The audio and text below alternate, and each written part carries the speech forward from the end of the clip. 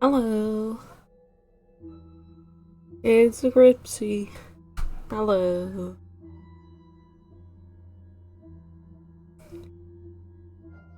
I'll be a Cripsy.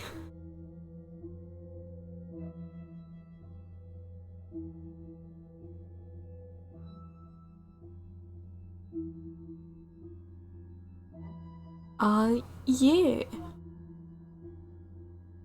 We are here to do more of this game. I guess there was more of it. It was longer. You're here, hot and staticky. Hey, yeah. I am also pretty warm. Um, but it's gonna be worse tomorrow, so huh.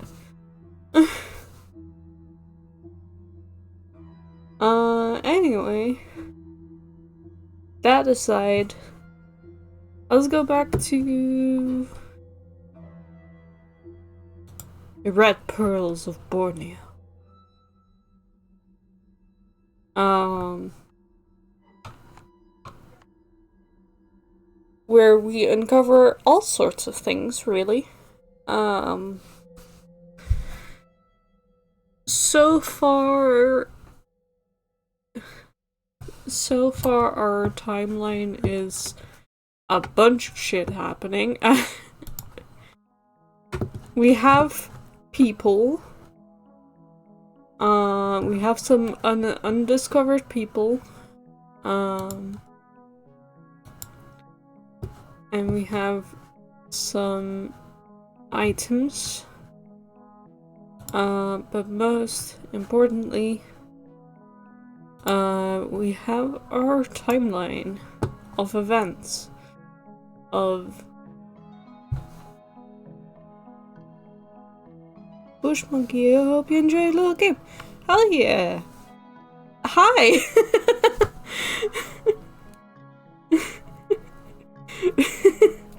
That I didn't expect, but yeah, it's really cool.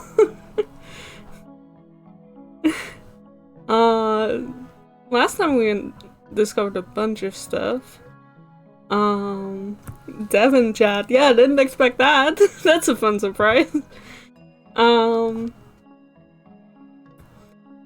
Yeah, so we got Lucas arriving at the boathouse. We have Dieter at the jungle entrance, Aisha in the kitchen, and family on the veranda. Lucas said he got by pirates. We are not sure if we believe that yet. We have, what else did we have? We had Kanan saying that the Japanese have arrived, I believe, are on the island and shit's gonna go down. They want to run away with Aisha, and Aisha was like, why should I? I have my own plans.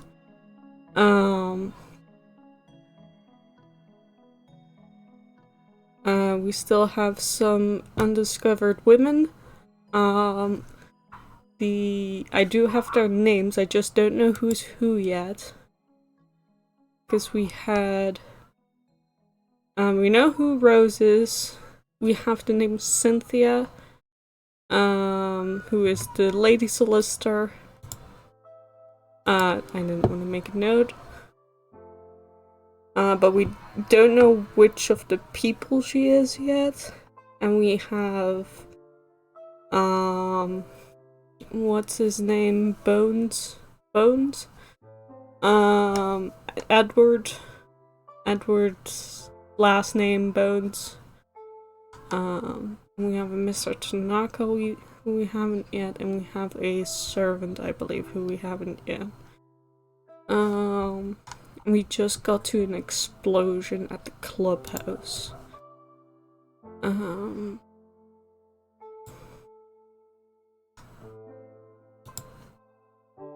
have a thing here of is after explosion. Here we have...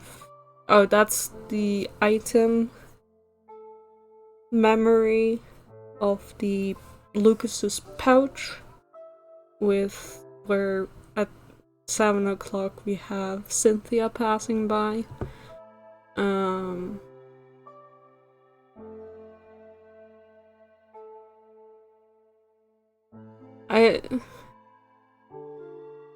Yeah, we have Luna, Theresa, and 2 women. We know there's 2 women, we just don't know which 2 women, because presumably it's Rose and what's her name? The other one.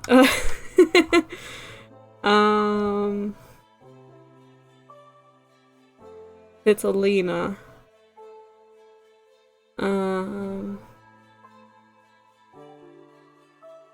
Presumably it's Rose and Vitalina, because they're often seen together. We have no given location for where Cynthia was at that time.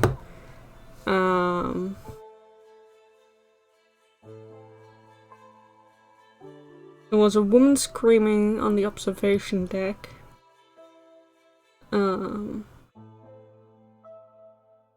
We don't know who, just a woman.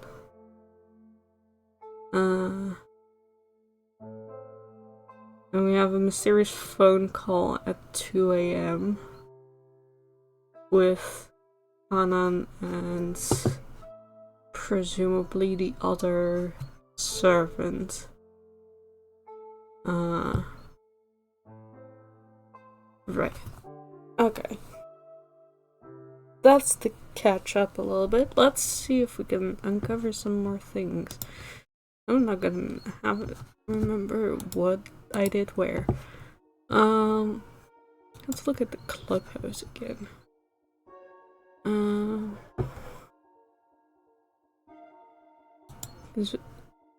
We should have...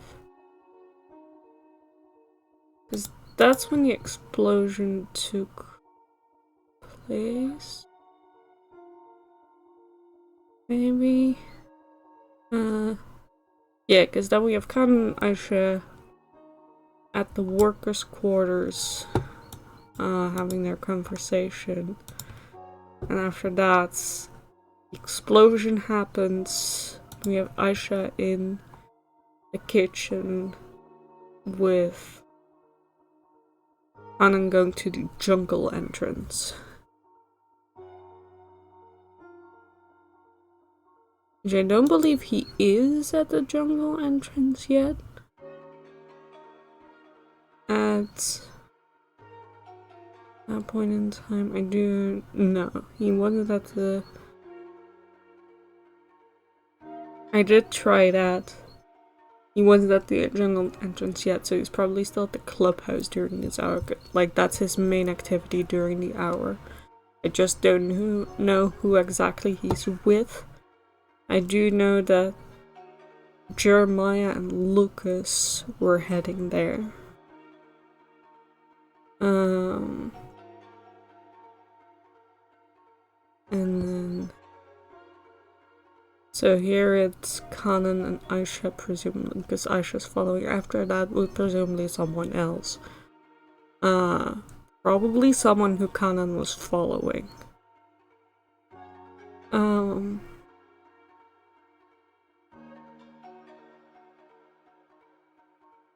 Let's see.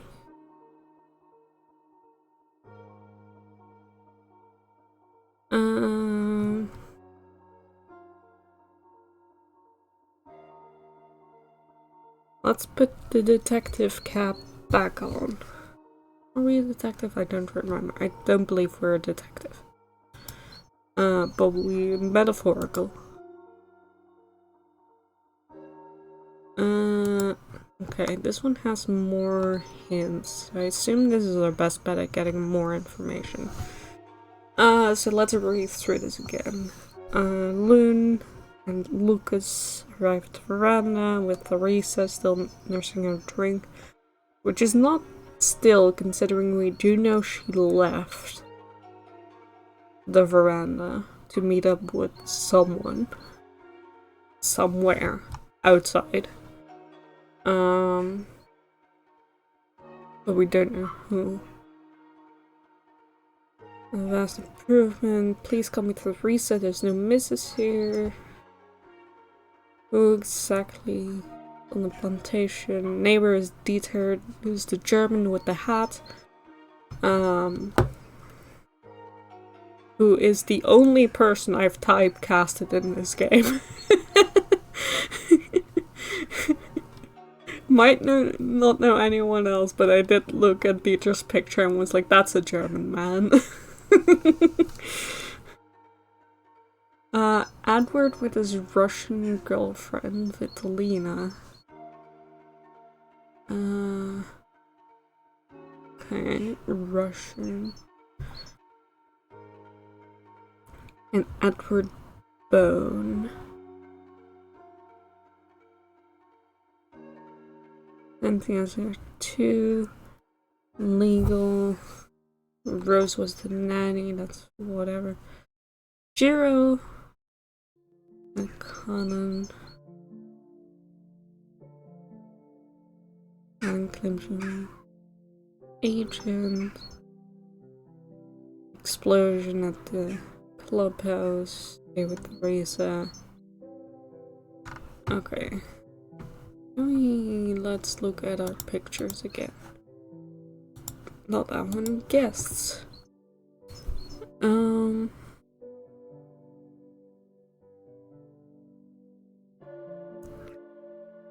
The thing is that I don't know if I have all the pictures or whether there's another Rose situation.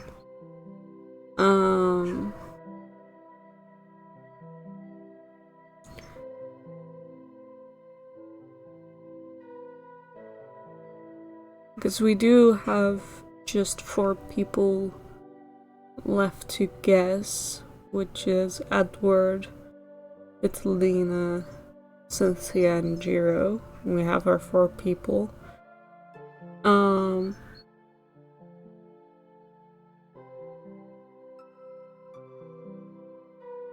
don't know if I can make those assumptions.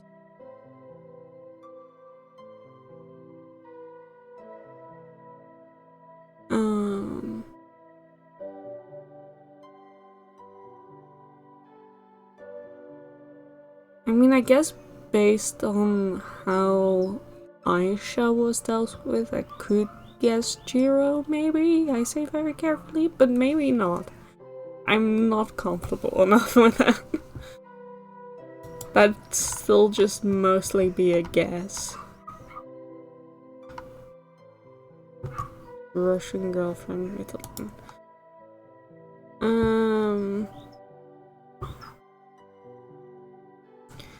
Because, like, if that's all the case, then my guess would be that... Yeah, no, I wouldn't have... Again, that would just be all guesses that this is Edward, this is Vitalina, Cynthia, and Jiro. But I have no real proof of that. I don't think.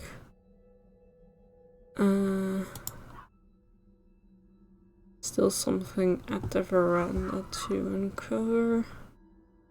Never listen. No Orient. Showcase the pleasures, the Japs. Jack is dying. There's Rose. You know Rose. Season Vitalina. Haven't seen Vitalina.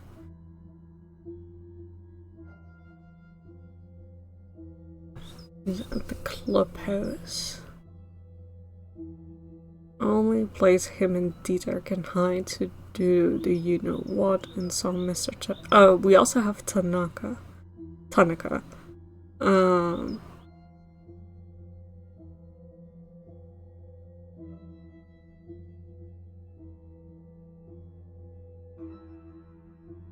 We don't know. That could also be a person.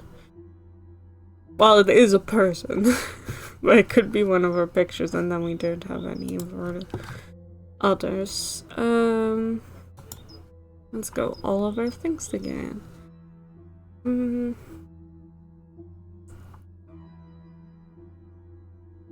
Piracy Grill. Could be a pet tortoise. We simply don't know.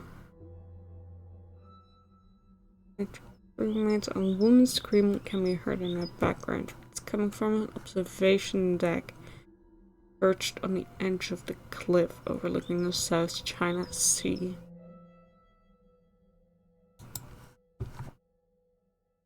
So there is a woman on the observation deck.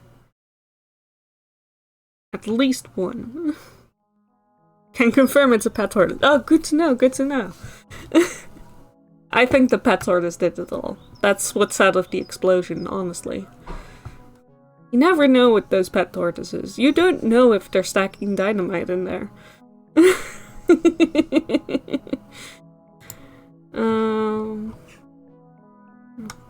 Plan. Blind tonight.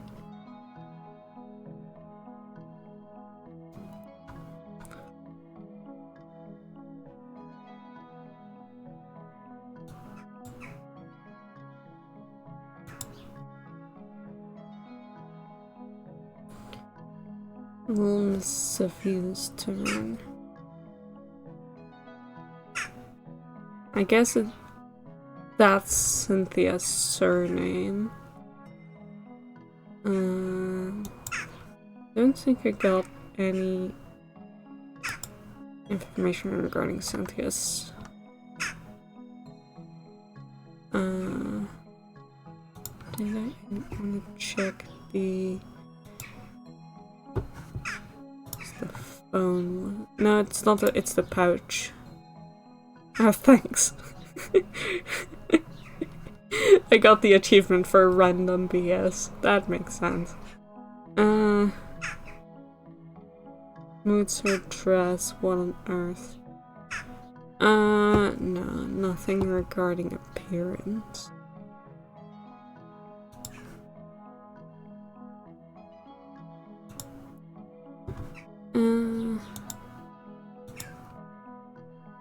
Right.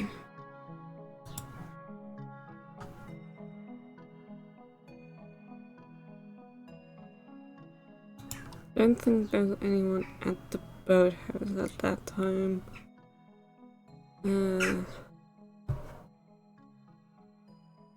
Explosive shells at least. Haha, there you go. That's the joke. Right. We have Dita clutching a bottle of cornbrand. Just parameter. And then he's just kinda heading into the jungle. And Aisha is going after him.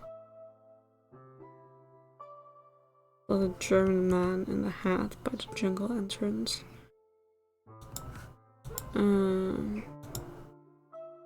We know there's a meeting happening in the library at some point between Edward and Jeremiah, but we don't know Edward yet.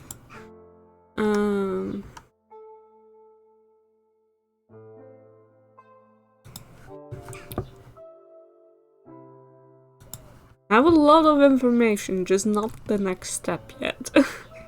Father rushed to the study, that's for the phone call.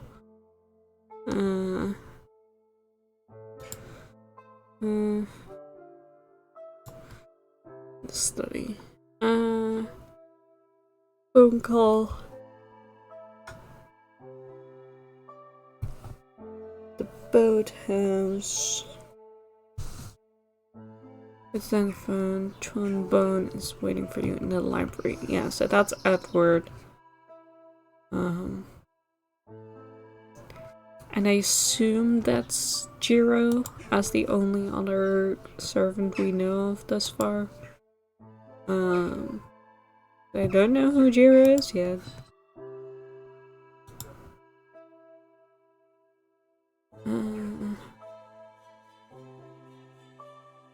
Custom blush has.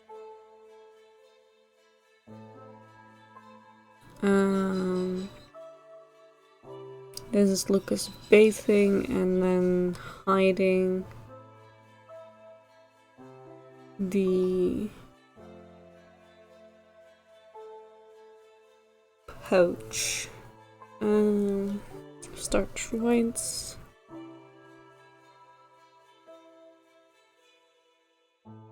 And she just immediately tells this man, who she might know through her brother.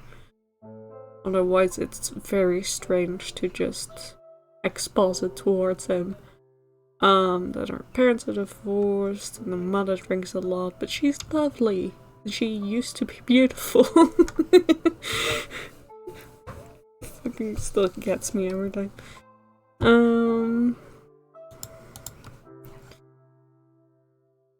Okay, that one doesn't have anything.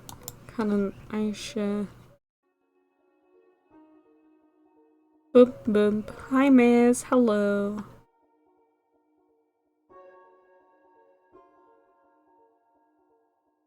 First bleed and then the clubhouse. And then we have Aisha kitchen. It's the jungle entrance.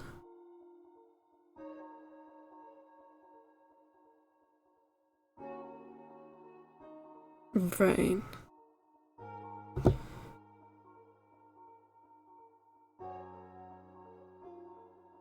Right. This looks intense. It is rather intense. It's fun though, but it is intense.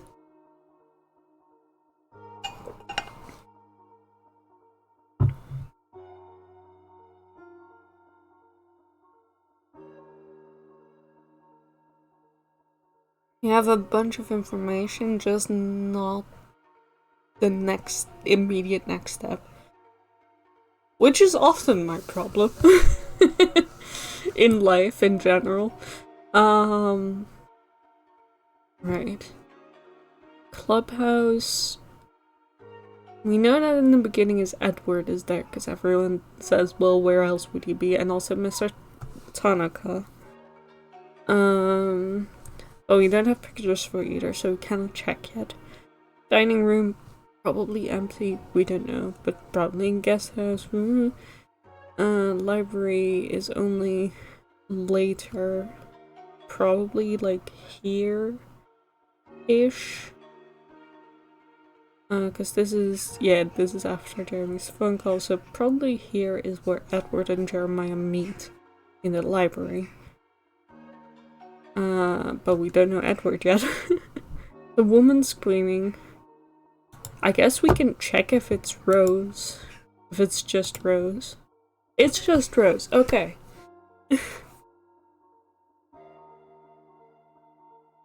Like that the word pain is above it all. Okay. The woman screaming is Rose. Rose Goodwill stands alone on the precipice, staring into the swirling green mist rising from the Sulu Sea. Would be so easy, scarcely a single pace. Would it hurt, slashing against the rocks? Would the mist catch me? Oh, okay, dang, not the... Rose Goodwill leans further out, the wind whips her hair. She screams into the void, then composes herself and steps away from the edge. And maybe that young man down there, arriving in his raft, maybe is my St. George, come to whisk me away from this godforsaken rock. A lady solicitor is climbing up the stairs to the deck. Rose Goodwill finally wipes the tears from her cheeks. She fixes her hair and paints on a smile. Pull yourself together, Rose. Showtime. Mistress of the house must greet the master's latest little acquisition with becoming dignity. Okay. Interesting. Right. So we have Cynthia and Rose at the observation deck in the next hour. She seems fine. Yeah, probably.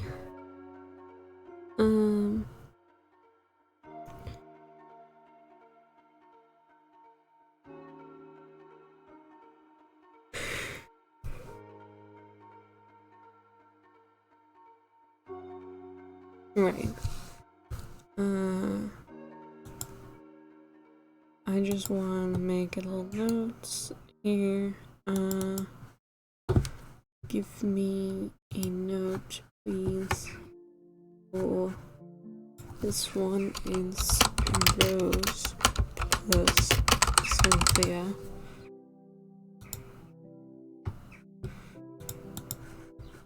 Which does mean there's a good chance that's where are we? These two are Balloon, Theresa, Rose, and Cynthia probably.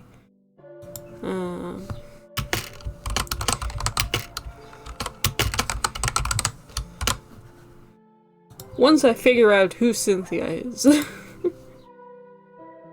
An ironic payoff of the good one name is Evergreen. Yeah, sure is.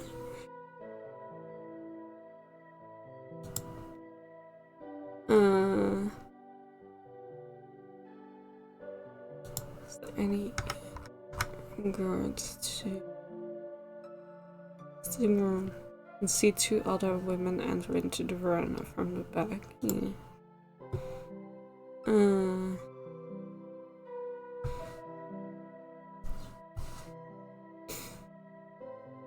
That's an assumption, so considering they were seen together, but you know, they might have split up and then Rose might have met up with the other one and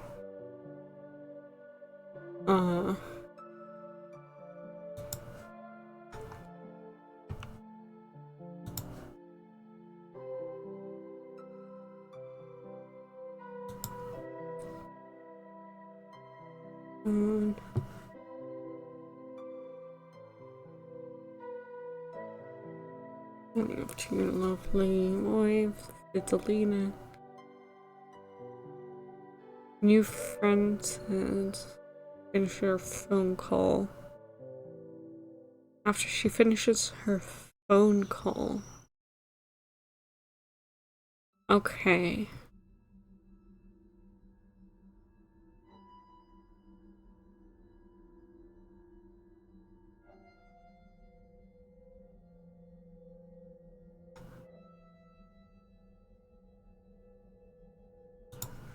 Then presumably before that.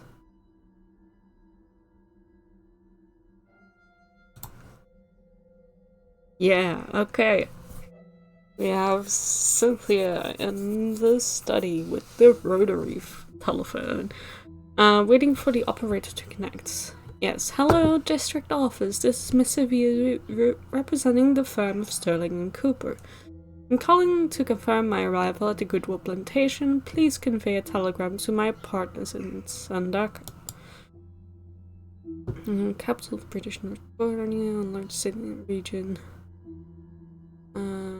Was a place of extreme contrast, a sophisticated British administrative centre surrounded by a vast wild jungle and a lawless sea. Completely destroyed by the end of the war. Arrived safely. Stop. Audit commencing. Stop. Situation precarious. Stop. Will report Monday. Stop. Yes, that's all. Thank you. What am I doing here so far away from civilization? I must be mad. Yeah, so that's definitely Cynthia then.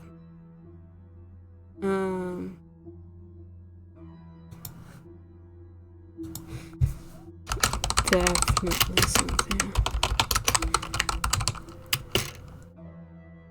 With the phone.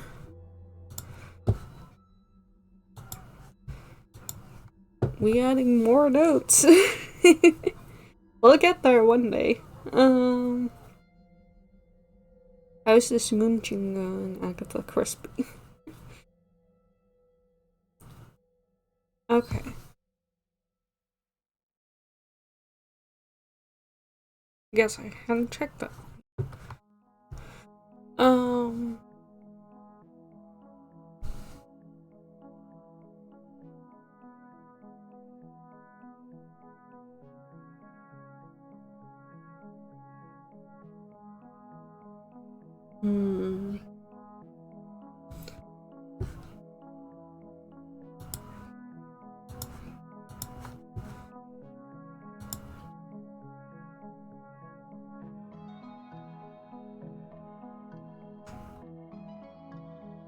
Then we have the pouch. And the guest house.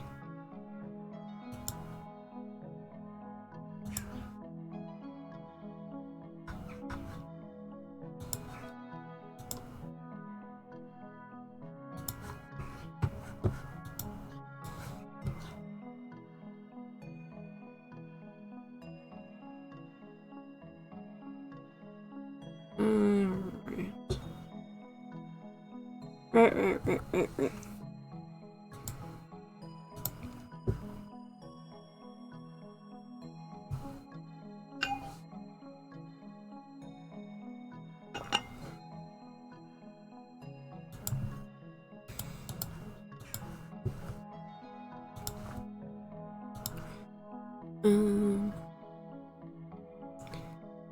Guess I could, because Dita has to get out of the jungle at some point, and Aisha is back like a block later. It'd probably be someone else at the club.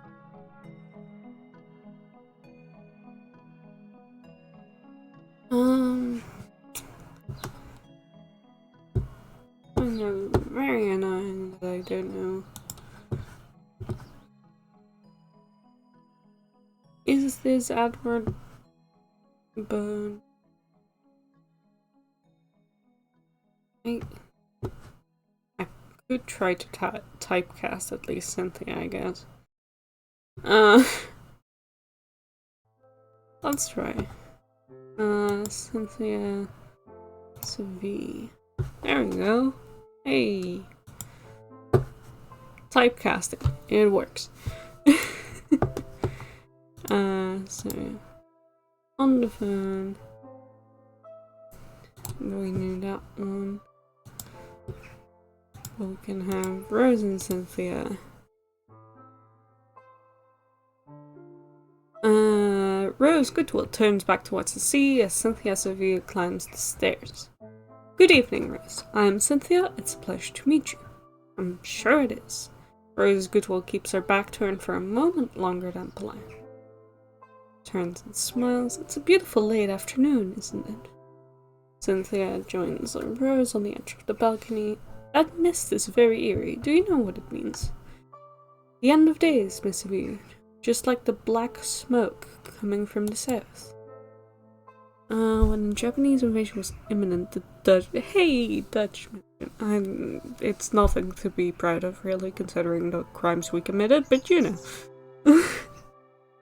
Blew up the oil refineries, sure we did. Set the wells at Miri and Balikpapan on fire, yeah. Sure. For weeks the sky over Borneo was staying black. Yeah. Black smoke coming from the south. The war is coming this way. Couldn't continue living like this forever. Just like the British. Unfortunately, Land Below the Wind is about to face its greatest storm. There, see quietly for a while. So what is the deal with Miss Petrosky? She seems far too beautiful for a man like Mr. Byrne. He is so scruffy. His beard looks like it hasn't been washed in a long time. And frankly, from what I gather of his accounts, he's in decidedly strange circumstances. One wonders what on earth she finds in him. He's a stony broke, that's for sure. Love is mysterious, isn't it? Or perhaps it is merely a case of mutual tastes. Mutual tastes? They both have quite the appetite for the pipe. Opium binds them closer than any physical attractions ever could. Very dark. Let's change the subject. She is coming. Okay. She is coming. So probably we have our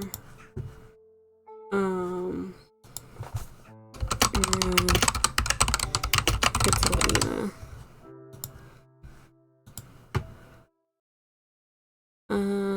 No one dark beard. He is the only one with a beard. So that's probably Edward. Fuck, what's your name again?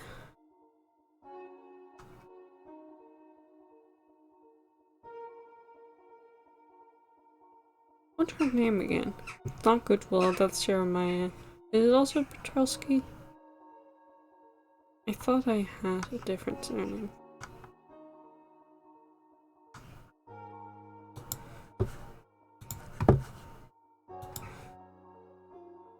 Colin, no.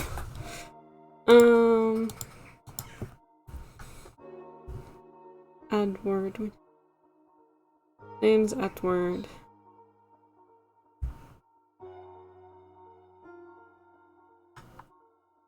Goodwill. Do I not have a surname for him? Thought I did.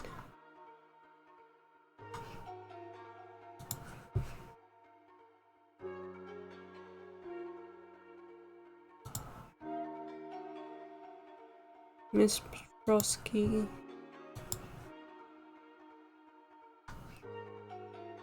Sterling, maybe I just got confused with Bone. Miss V, McIntyre.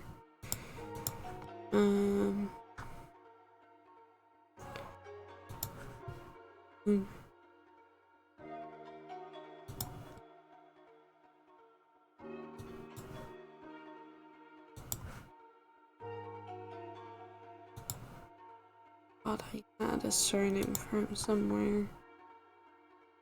Dita Funk.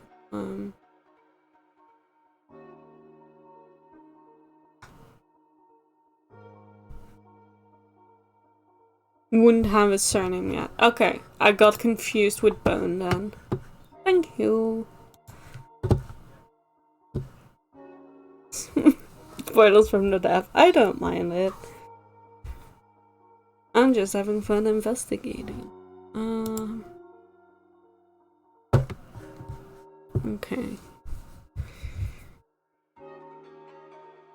Right. I do want to check if this is, in fact, Vitalina Petrosky. Yes. Okay. No spoilers, no. Vitalina Petrosky joins the ladies on the balcony. Am I interrupting? Not at all, my dear. We were just solving the world's problems, or at least the plantations. Or a drink? Did the Lord answer your prayers? I don't know. I'm not sure I believe in him anymore. It's nothing more than a ritual at this stage. So, can you tell me about this Von Guttram? Doesn't feel right having the Hun wondering about the clubhouse. Okay, especially with the way things are brewing in Europe. Haven't you seen the poor creature? He's been trailing after Theresa like a stricken animal these past weeks. It's usually pathetic. He's been carrying a torch for her for a very long time, hasn't he? Always, but now she's divorced. He thinks he has a chance. He does not. A wet rag of a man. Maybe she likes that. No backbone to speak of, and he's a Jerry. Marrying into that lot is hardly the done thing these days. One simply wouldn't be seen with him. What about you and Jeremiah, Rose? Of Gin by Heath. Jerry. He swept me off my feet once. I was a green girl, full of nonsense. I thought I'd walk straight into a romance novel. But once the novelty wore off and he'd had his way, well, I became another trophy. Something to be kept on the plantation for the neighbors to admire. I'm bored to distraction, ladies. If it weren't for the gin and the scandal, I could quite lose my mind. You'll pardon me for being frightfully blunt, Vitalina, but you and Mr. Bonfire. There we go, there he is. Seems a rather rum match, if I may say so. You're quite an inquisitive woman, Miss Cynthia. Beg your pardon, I spend all my hours on the ledgers working with nothing but numbers and statistics. Afraid I've quite forgotten my social graces. Might look odd to an outsider, I know, but I do care for him quite deeply. He's a transparent soul who wears his heart on his sleeve, you see. He would move heaven and earth for me. Even despite his habit, the pipe is a hard master, Vitalina. The pipe? It's the only thing that dulls the ache. Those great war wounds, they never truly mend. They haunt a man. But I have connections in Shanghai. I can source proper pharmaceuticals, medical grade. I'm making arrangements to have them shipped to the islands. I merely have a certain obligation to fulfill for a gentleman here first. Connections in Shanghai. Are you a Bolshevik agent, Vitalina? Everyone has that theories these days, but the truth is quite a bit more prosaic, my dear. I'm simply a white Russian, one of the thousands who fled the Reds when our world went up in flames. Believe it or not, my mother was a Grand Duchess of the old empire. But the Civil War is a great leveler. I found myself in Shanghai, earning my bread as a taxi dancer in a jazz cabaret. Was swept off my feet by a soldier in the line, and well, you know the rest. Cynthia finishes her drink. It's been illuminating, but I must excuse myself. I have some ledgers to put in order in the library before my meeting with Jeremiah later. Okay. Good to know that these are not Rose and Cynthia. These are Vitalina and Rose and Theresa and Loon.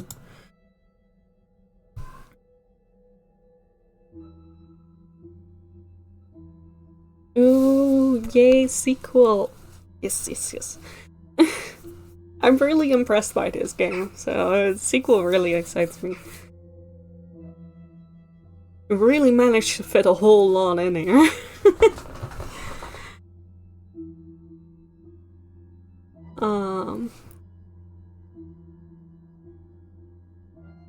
Mama, what was that report? Is it them? Are the nips upon us?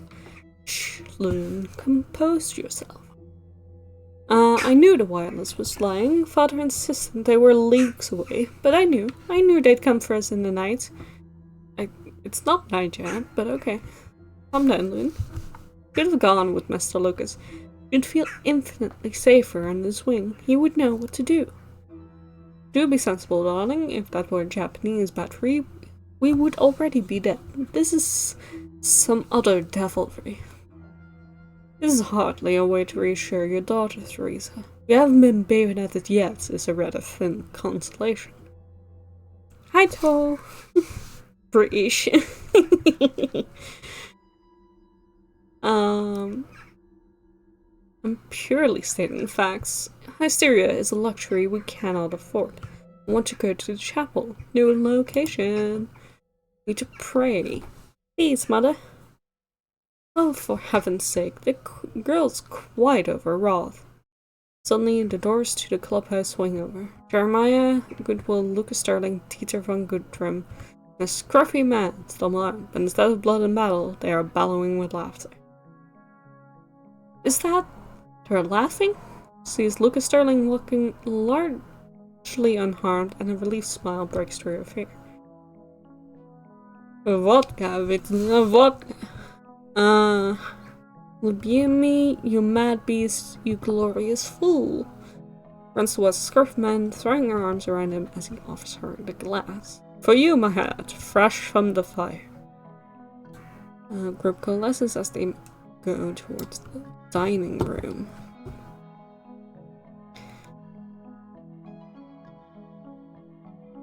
Yes, we're investigating a whole thing. Things be happening. On the island of Borneo. Like, at the cusp, basically, of World War II.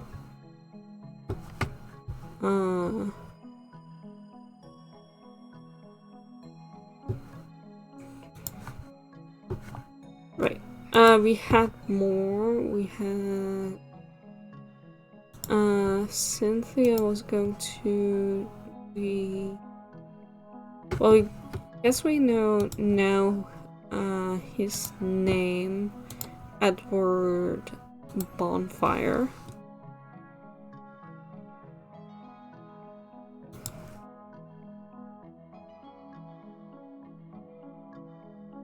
Good old Edward Bonfire.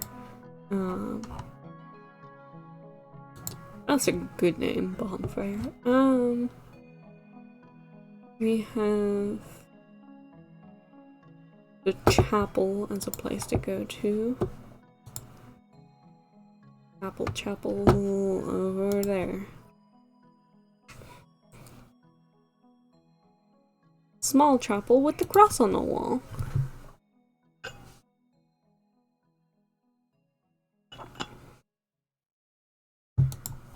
Because we had Fidelina praying at some point prior. The Lord answer your prayers. Yeah, so she was praying prior to this. Okay, so at the start. No, oh, okay. She was just praying in her room then. I think that also makes sense. I wanted to go to chapel, didn't. We have presumably the meeting in the library. Between Edward and Jeremiah. There we go. Jeremiah Goodwill and Edward Bonfire enter the library. Jeremiah Goodwill opens the cigar box on the ornate ivory table, handing out a cigar to Edward Bonfire and lighting it up with his lighter. It has the unmistakable click of a Dunhill lift arm. Okay. Jeremiah Goodwill then puts it back in his vest pocket.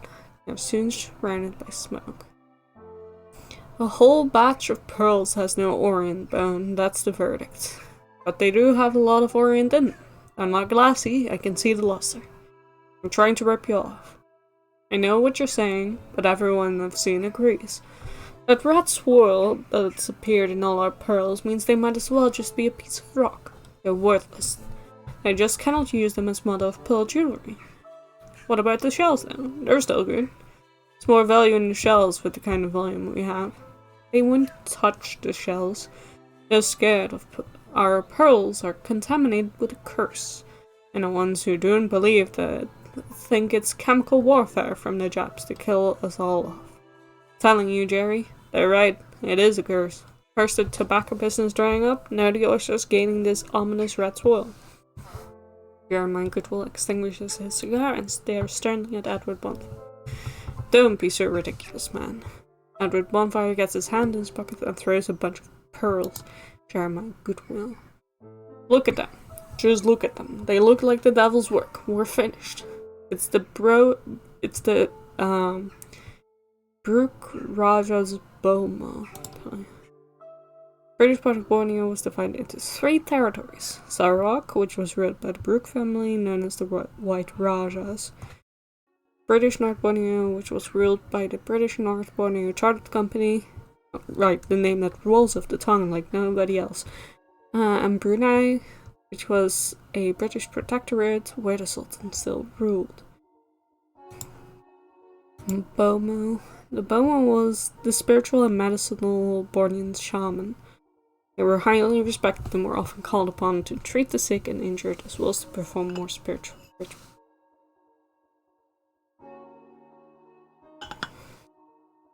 Okay, he's trying to drive us away. They've wanted this land for years and the chartered company doesn't care now that they have their rubber and palm oil gold mines. The British, famously good at naming things like Greenwich.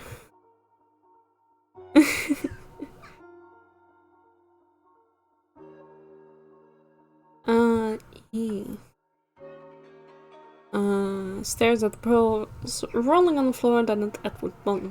Company cares, man, but they are preoccupied. We all should be. Feel like the company cares is fucking okay, sure.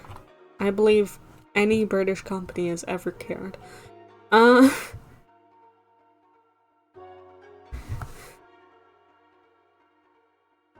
This isn't a curse, it's geopolitical instability. The Japanese threat is real. Europe is in economic turmoil with the rise of Nazism.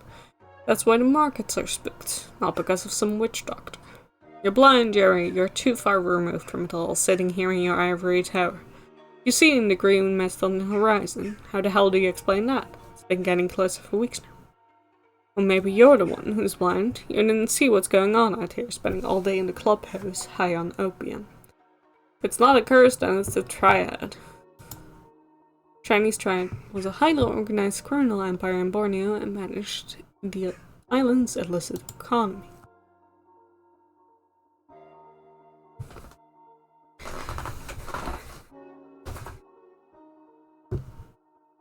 They're a company, a British one. Why would you suspect they don't care? I think because of those two things that you just mentioned. Done something to our stash, conspiring with the merchants to devalue the pearls so they can buy us out cheap. Enough. We're being paranoid. Stop this nonsense. We need a plan to save the plantation, not ghost stories or paranoid conspiracy theories. We'll meet with Cynthia after dinner. We need to go over the financials and see what our options are. That's why I brought her back with me today. Of course it is. Anyway, it's 6 PM, time for a sundown. Are you coming? You're waiting for me at the clubhouse. I'll join you after. They...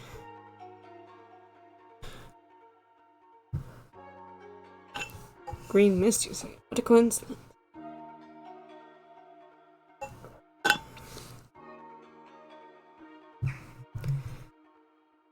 Listen, historical mystery or paranormal mystery, either way I'm here for it. Right.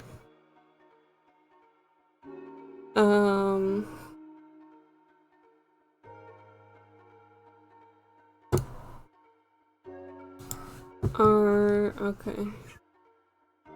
With Lucas and with Common.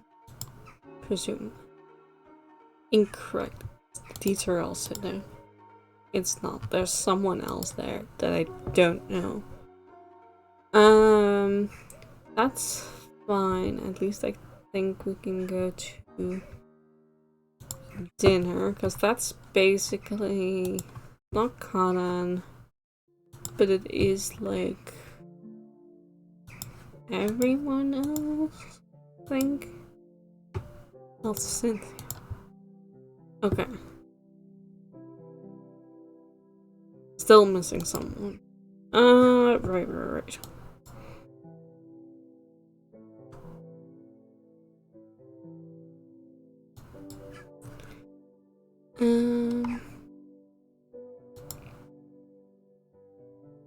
Answer your prayers.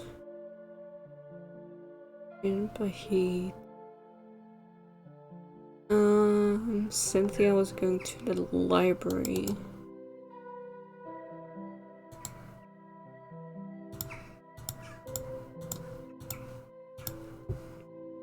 Cynthia Sevilla enters the library. She sees pearls scattered on the floor. Cynthia Sevilla kneels down and carefully picks them up, inspecting the reddish swirl in their luster. She shakes her head and places them into her blouse pocket. She walks over to the bookshelf and selects several heavy volumes. She sits at the desk, singular, opens the briefcase she brought with her and spreads out a series of ledgers. Lights a cigarette and begins to work, her brow furrowed in concentration. She runs a finger down the column of expenses. They're hemorrhaging money left, right, and center. How much for drinks and opium? Slams the ledger shut and rubs her thumb. Document plantation expenses 1941. I want to read that. Right. Oh, that's a document. There we go. Ooh. Plantation expenses, 1941. Goodwill plantation expenses, December 1941. Tobacco operations. Coolie wages, 150 head, £450. Fermentation shed repairs, £35. Drying racks, £12. Fertilizer, £40. Second class and twine, £8.50. Oyster farm, diving gear maintenance, £25. Shell cleaning acid, £15. Boat fuel, £45. Net repairs, £6. Generator fuel, £30.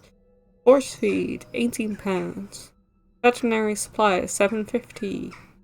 Croquet lawn upkeep and pesticides, £5.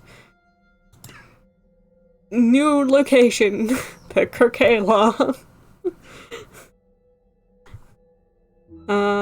Rise and staples, £85. Tint meats and luxuries, £60. Ice block delivery, £10. Entertainment, gin, whiskey, and sherry, £150. Okay. What if you only had 10 bob? Opium procurement, £120. You cannot buy any opium with 10 bob. B&B chartered and company land tax, £200. Raja's protection levy, £100. Arbor dues, £25. Total expenses, £447. Total income, estimate £320.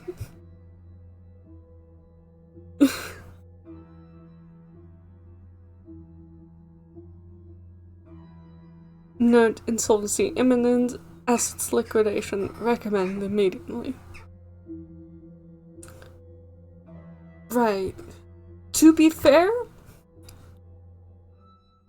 looking at that, I don't think the whiskey and opium is what did it. Please help, my family is dying.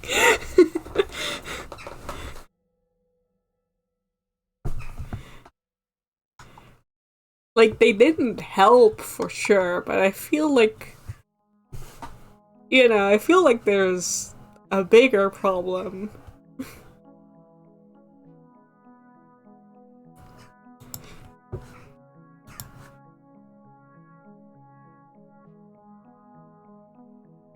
I really must go and make myself presentable for dinner. It's wretchedly hot, and I couldn't possibly appear in these damn things.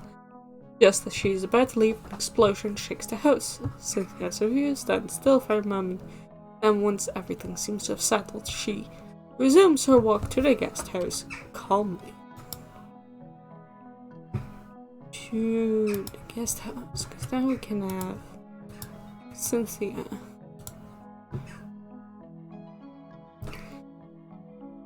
And gin isn't the basic wage. Yeah.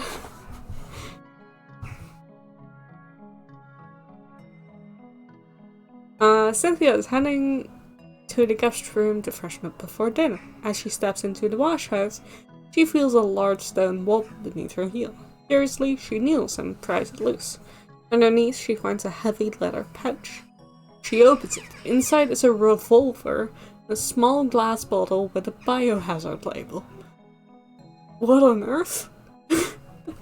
Same? She pockets the biohazard sample and the revolver.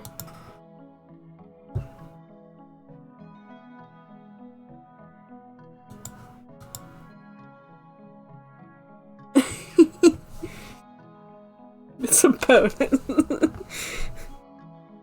Drink it. I cannot drink it. I'm looking at the past. She takes the empty pouch and tosses it into the tall grass behind the wash house.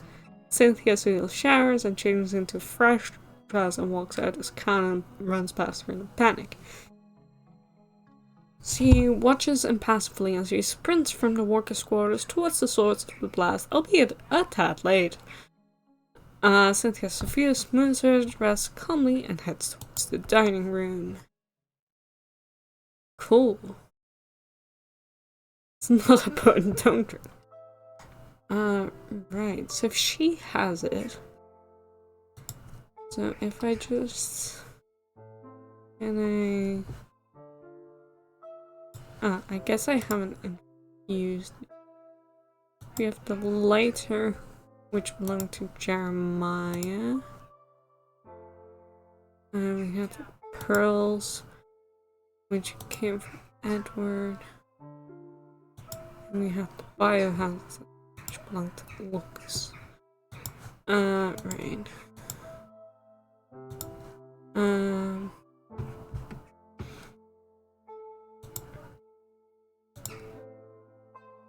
So if we go to dining room and check the biohazard, and we can check some other things. Yes, everyone has been wonderfully welcome. Thank you. I let the operator send out a telegram. I believe that will be enough. So we have Jeremiah, Rose, Goodwill, Vitaly, and Petrovsky. It's mostly paperwork, but the journey here from Sandakan was eventful. Oh yes, on the Strait Steamship. Strait Steamship was the main route for the Goodwill to transport goods and people from the mainland to Borneo. It was a regular route, but it was also the target of pirates. Blowing wind. Okay, new glossary. Check that in a bit. Blushes under his scrutiny. Jeremiah's protection naturally is legal affairs. Required my attention. Lucas is correct. I shouldn't change a thing. I should never have met my intent otherwise. Yes, I'm due to be married when I return to Sydney. I've only been away 48 hours, and I confess I miss him dreadfully. Right.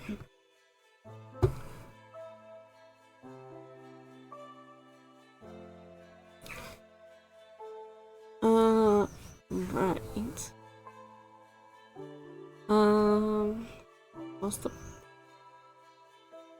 pearls only stayed in the library for like one. Yeah.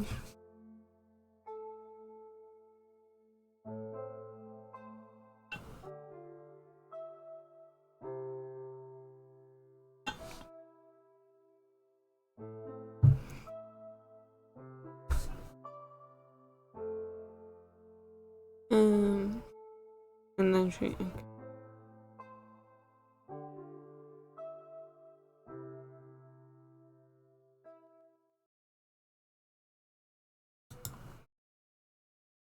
So the pearls might be in. Because if everyone's in the dining room then, and she and Cynthia have like a meet after, and she should have probably the pearls. Not at the later. Okay.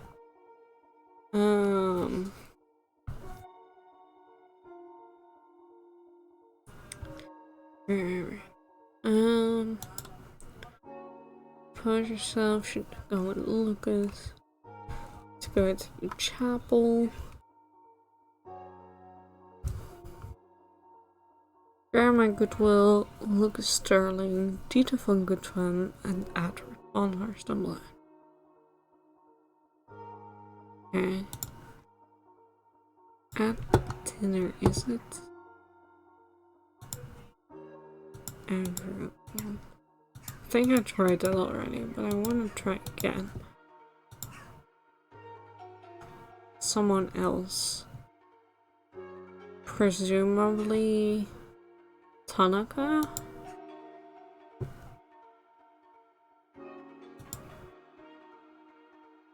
We have the biohazard sample.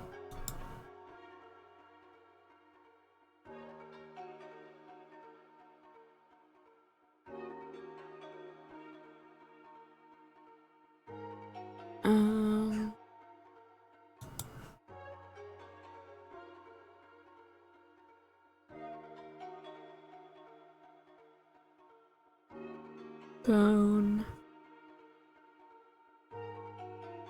Signature. I guess I could Because if Cynthia's there, then presumably Vitalina and Rose are still at the observation deck. Yeah.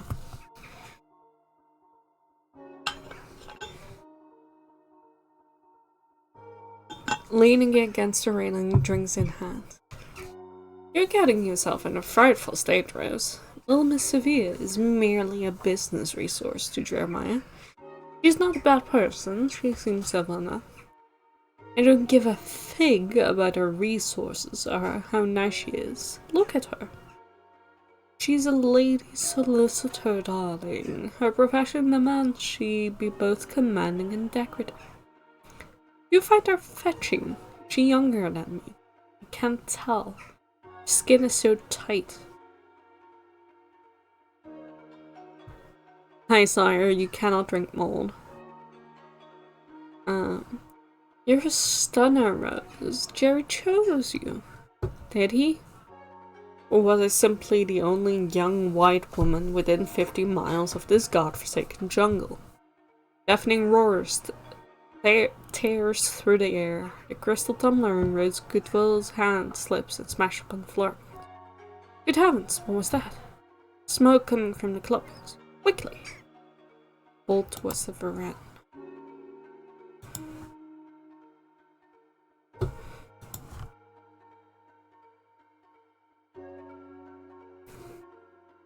No mold drinking. Stop it, guys.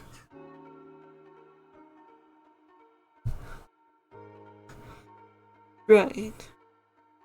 That happened.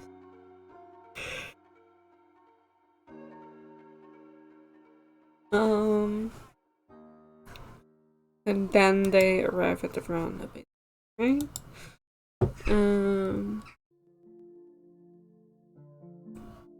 Cynthia was good. Well, yes. Yep. Okay.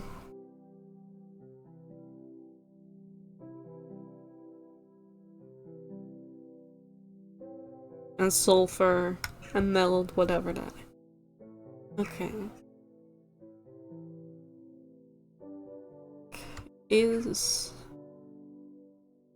Would Edward just be at the clubhouse? No. Oh, he would have the pearls with him at this point still. Partial echo from pearls. Patience, Ben. Nearly there. Alright, where are my boys?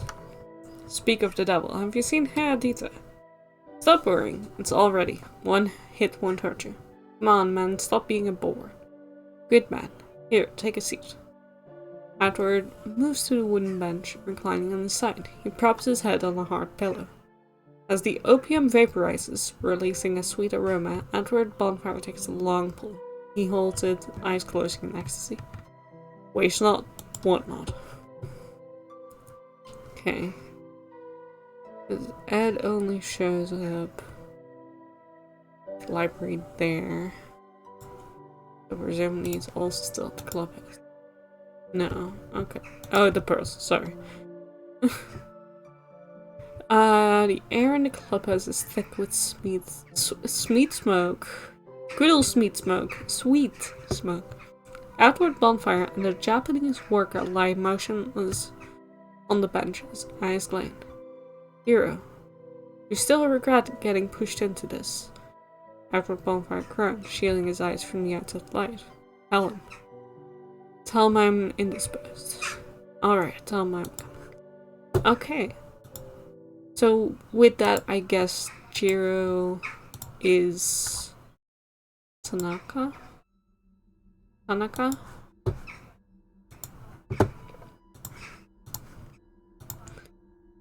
Okay.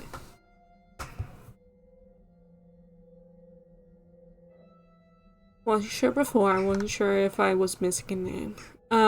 Outward Bonfire settled in the dim light of the club. On the table before him is a jar of chandu, a small oil lamp, and his pipe. Patience bone, nearly there. He dips a long steel needle into the dark paste, pulling out a pea-sized glob. Holding it over the lamp's flame, he watches the opium bubble. He rolls the warm substance against the flat surface of the pipe bowl, shaping it into a small cone. Finally, he places the pill onto the ceramic bowl. Alright, where are my boys? Jiro Tanaka enters the room. Speak of the devil. Have you seen Hayadita? Starting with a hit, I won't be able to think straight. Can we just finish the job first?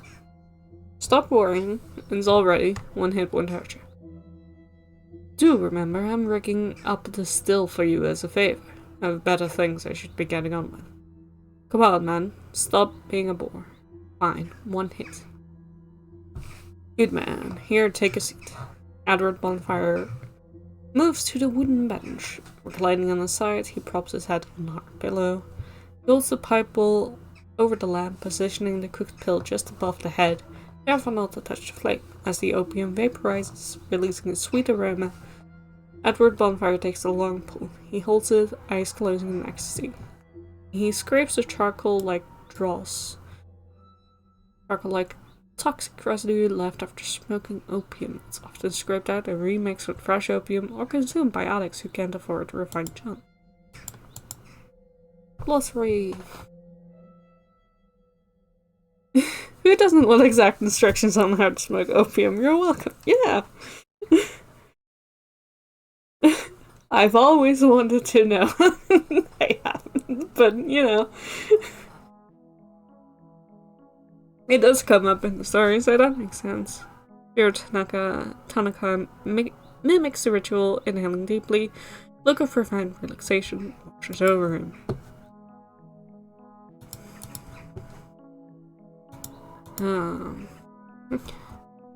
Air in the clubhouse is thick with sweet smoke. Edward, Bonfire, and Jared Tanaka lie motionless on the benches, eyes glazed.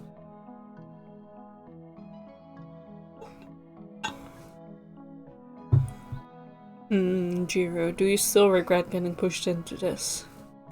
Quiet. Minutes pass in silence. A tentative knock at the door echoes through the haze. Someone peeks in. Tuan Basar is asking for you, waiting in the library. Tuan is standard dress for officials. Tuan Basar, or the Big Master, is the head of manager in charge of the entire estate. Okay. Rowan shielding his eyes from the outside. Tell him I'm indisposed. He said it's urgent, Tuan. About the pearls. Alright, tell him I'm coming. Right. Perfect. So we have them. We still have a servant we don't know about. I do want to read the glossaries, but for now I'll go turn on my lights because it's getting dark. I'll be right back.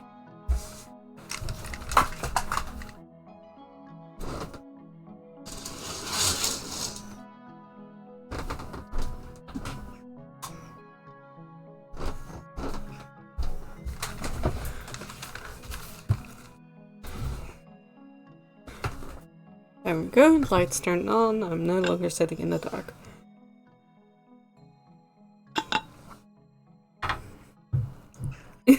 You were just too late, miss. Should have moved quicker.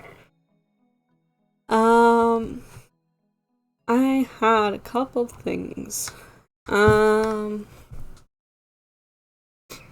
Opium, that's the one.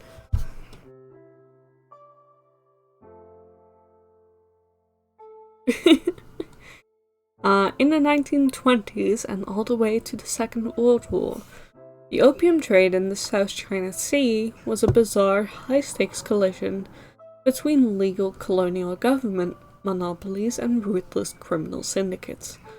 Opium was not illegal back then, it was a state-controlled revenue stream. During this era, there were two types of opium moving across the seas. Government opium, the British in North Borneo and Sarawak, and the Dutch in Kalimantan, operated opium monopolies. They imported raw opium, processed it into chandu, and sold it through licensed shops. This provided up to 20% of the total colonial budget. Of course we did. I had a couple things. Opium. Shush.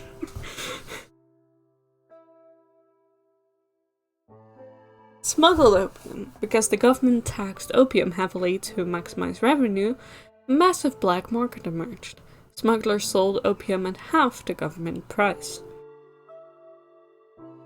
By the 1920s, China was in the warlord era. Central authority had collapsed and provincial warlords needed money to buy modern weapons. Warlords in Yunnan and Sichuan forced farmers to grow poppies instead of food. This opium was shipped down the Pearl River to Guangzhou, Canton. English names of Chinese places.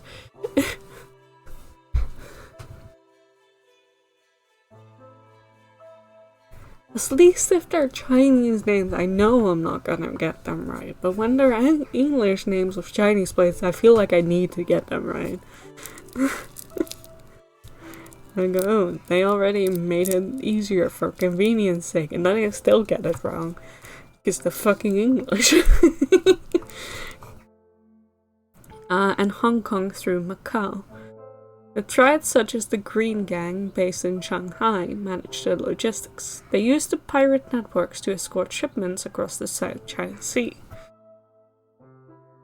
Borneo was a prime destination for smuggled opium because of its massive labor force of Chinese coolies working in the plantation.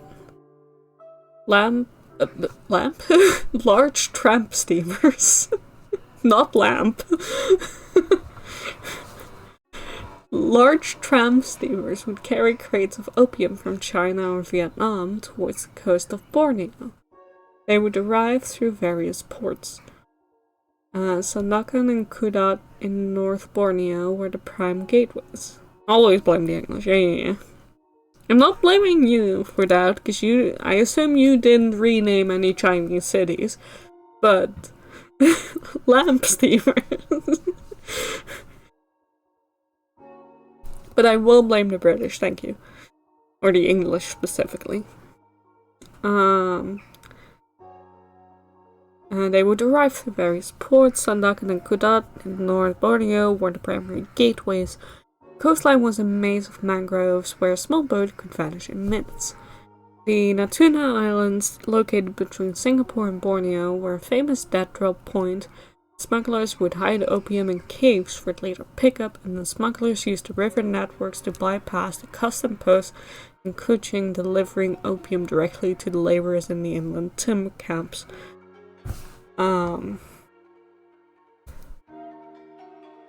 You're just going to assume my Chinese city name is. I am assuming a lot there, I know, but I feel like that's fair. You have been born in the 1960s, but still, even that was like slightly beyond that point.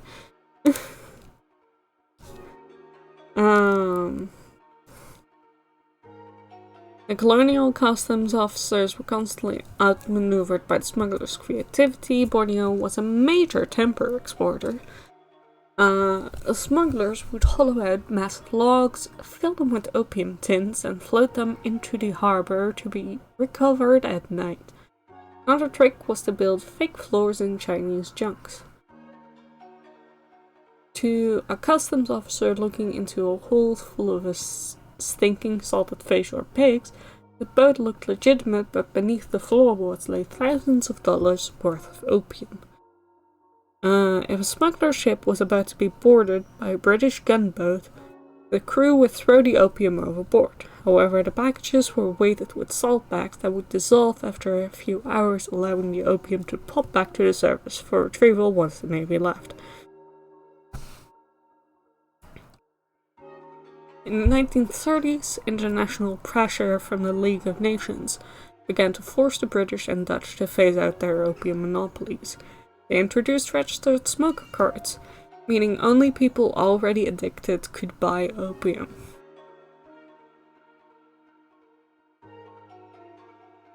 Okay. This well-intentioned policy backfired as legal opium became harder to get and more expensive.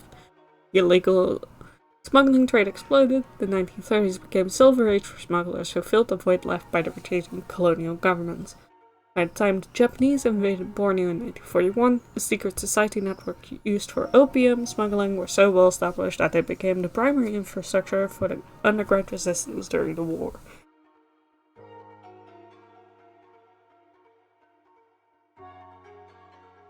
Right. I will say, and I feel so bad saying this as a Dutch person, like, I feel like I should know more about this, but this is the most I've ever learned about the fucking opium trade.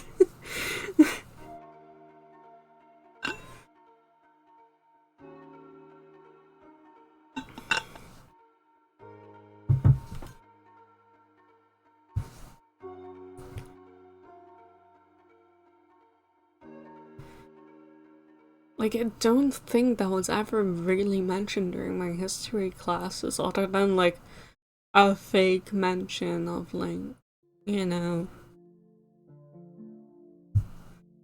Felt that when reading Bible. Yeah. Job here is done. You did an amazing job, honestly. It's really impressive.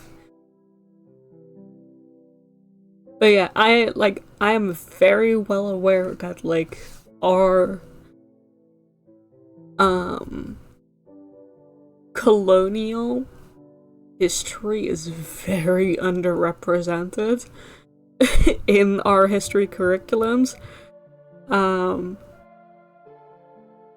But this is really like, oh, we were also involved in the fucking opium thing. I did not know that. Really wants to forget its past. I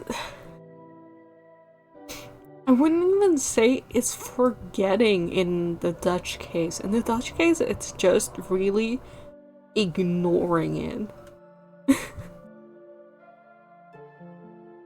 Like,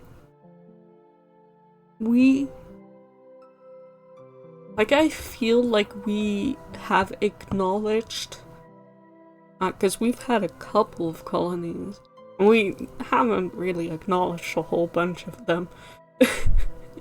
We barely even acknowledge the ones that are still currently part of our kingdom. The few Caribbean islands that we still have.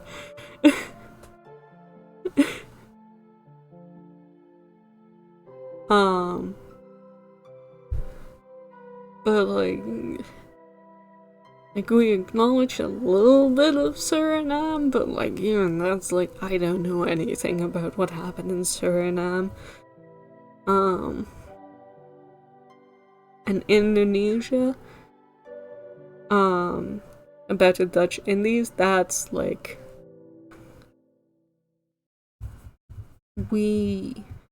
I was lucky during my high school period that I learned at least a little bit about the Dutch Indies.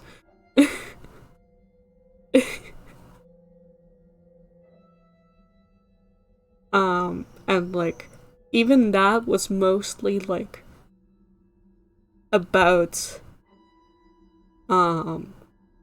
like when we started losing the Indies in, like, you know, post World War II European struggle to get fucking colonies under their thumb after being weakened by the war.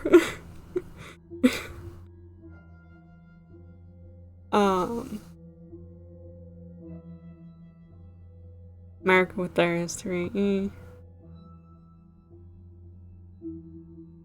Yeah, very much so. It really shows how much of history can be kept quiet. Or can be just... You can live without ever knowing things.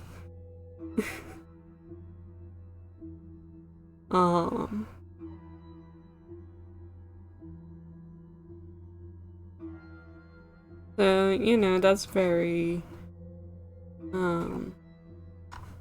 impressive. In a bad way, but impressive nonetheless.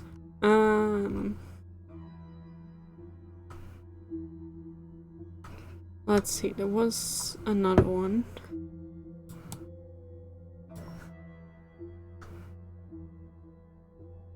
Which one was it? British standards?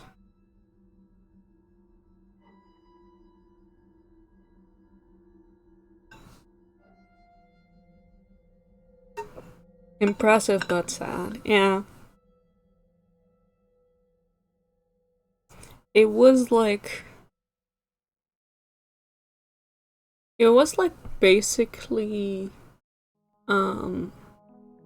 when I learned about like the Dutch Indies and like, you know, us trying to get control back over the Dutch Indies and such, committing horrible war crimes there, under, but you know, not officially war crimes because it wasn't officially a war, but it was definitely a war of independence. No, they were simple police actions.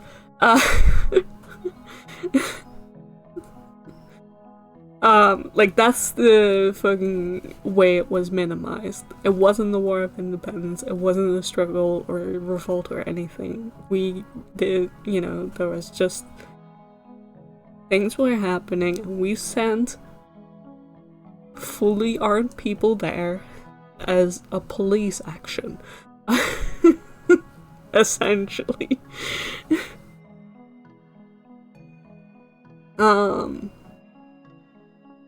If you ever want to know how badly the Dutch minimized their colonial shit, I think that's always the good way to phrase that.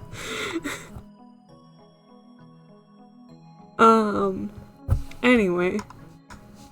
British standards. Stepping onto a British plantation in North Borneo felt fundamentally different from entering a Dutch-run estate in the south. I can't imagine why.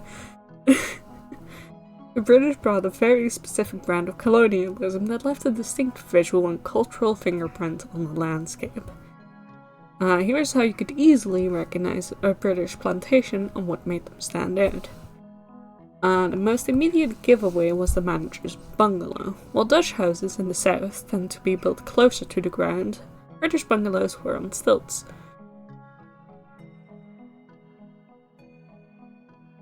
The police action sounds like a board game move. It is very, like, the careful language about it.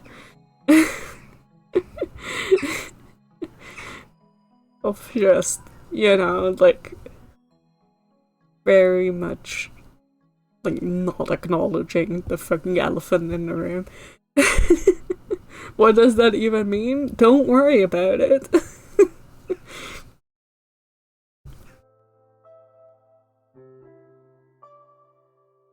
We definitely did not try to commit genocide.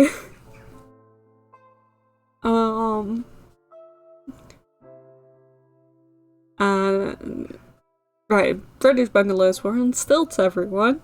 They were almost always raised 6 to 10 feet off the ground on massive piles of wood. This kept the house above the mud, away from snakes, and allowed air to circulate underneath. The British bungalow was recognized by its massive, wraparound shaded veranda, served as the living room and a bar. If you saw a small steam engine, you were undoubtedly on a British plantation.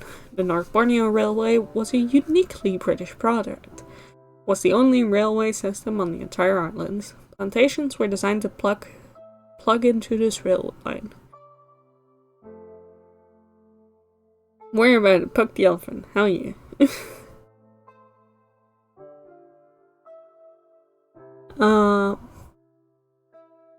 The Tuan would usually have a great deal of nostalgia for the English countryside. You could recognize a British estate by the English garden that's emptied in the front of the bungalow. British spent an absurd amount of effort trying to maintain a flat, green lawn in the middle of the jungle. It was often used for croquet or badminton. Most British sports. We bad, all of us. We bad.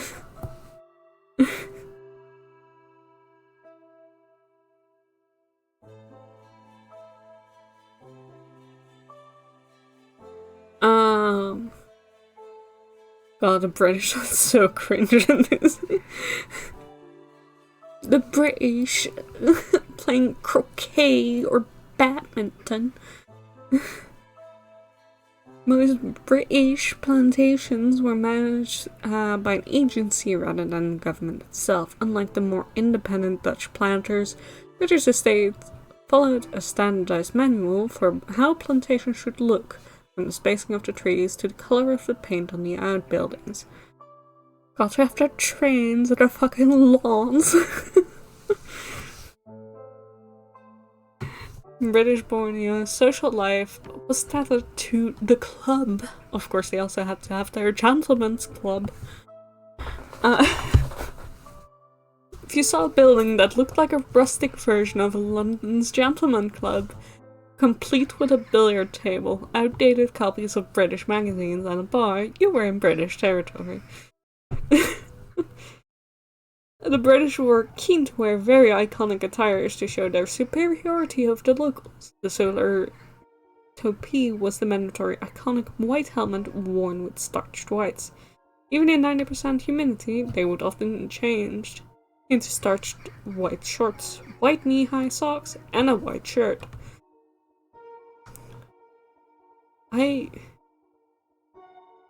I know that it's like they already explained it of like the starch whites to show, you know, you're so rich you can maintain your white clothes and like humidity and you know stuff like that. You're rich, but also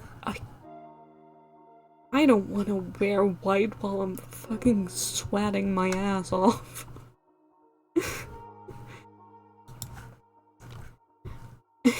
Anyway.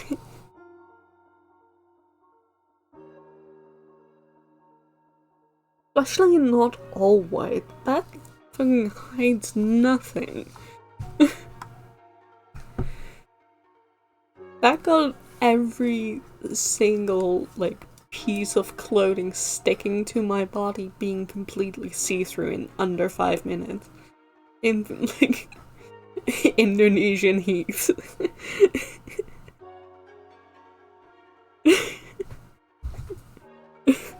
No, thank you.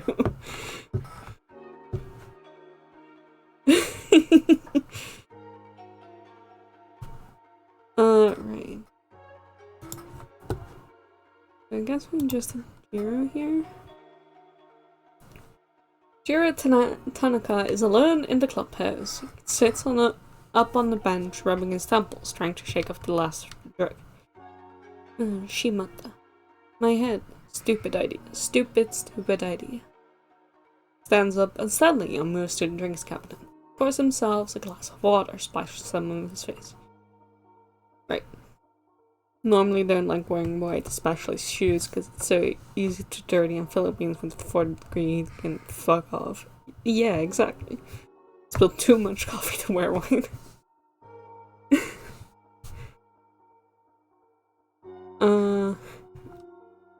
Right, pull yourself together, Gio. Focus. Looks at the corner of the room where a collection of copper pipes and a pressure cooker are piled up. If I don't get this bloody thing still working, one by one, never let me hit the end of it. Rolls up his sleeves, picks up a wrench, and approaches the makeshift distillery equipment. Edward Bonfire and Tita von Gutan can be heard laughing just outside the door.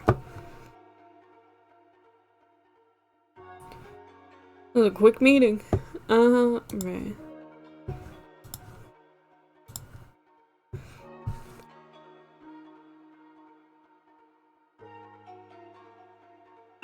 Edward Bonfire and Dieter von Guntram strut into the room. Dieter von Guntram is waving a bottle of cornbrand around in the air. Aha, the master craftsman at work. And goes the Enterprise here. It's coming along, just finishing the condenser oil. Setup is a marvel of improvisation. A large pressure cooker sits atop a gas burner, connected to a water-cooled bucket acting as a condenser. Wunderbar. Looks strictly scientific. It's crude but effective. Pour it in. Dieter von Guntram pours clear spirit into the pressure cooker. Via Tanaka seals the lid and ignites the burner. They watch in anticipation. Slowly, a few clear drops drip from the copper tube into a jar. that it? A trickle.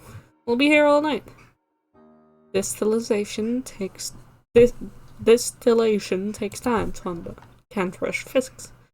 Nonsense. More heat, more pressure equals more speed. Edward Bone reaches for the gas now. No! Don't touch that! Just a tad more. Edward Bonfire cranks the flame, as is his name. The cooker begins to shudder violently. Get down! The lid blows off with a deafening roar, filling the room with steam and alcohol vapor. That's... I expected something more nefarious, but that's so silly.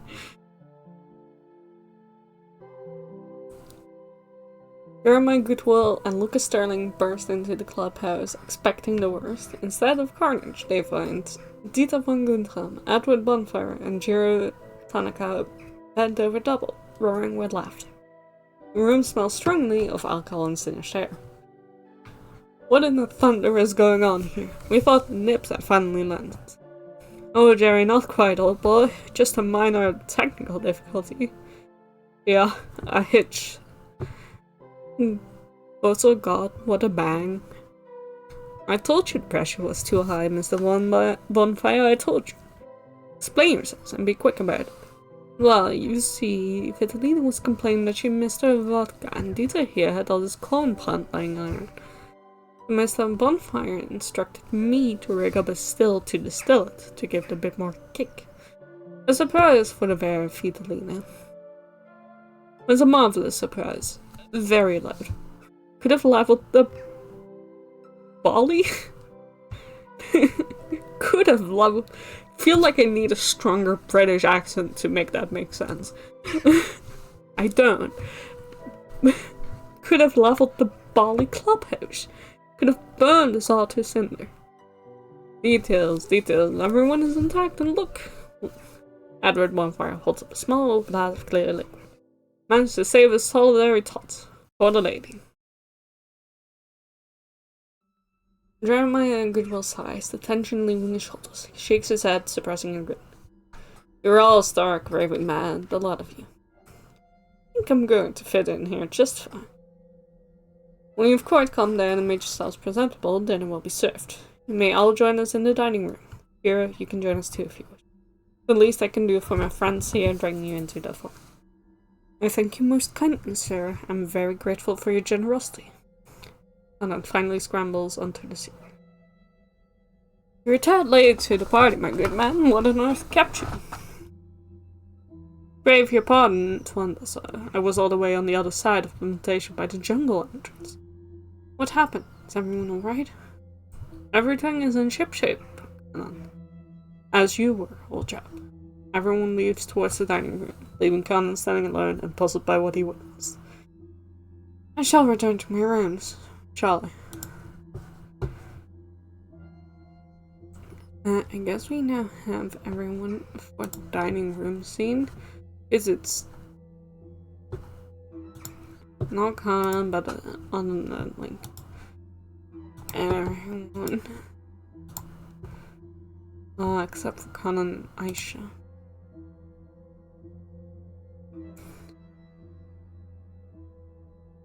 To run with Bally.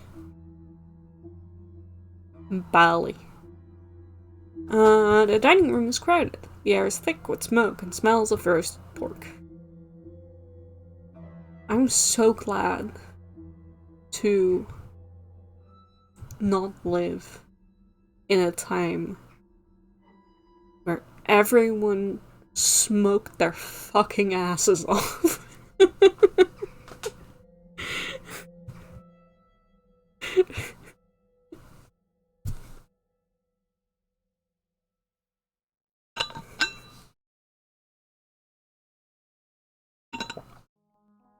That sounds horrible. Want to welcome our unusual guest to our little gathering. I must admit I was very suspicious of the young man when he arrived, but one can see the true character of a man in his actions.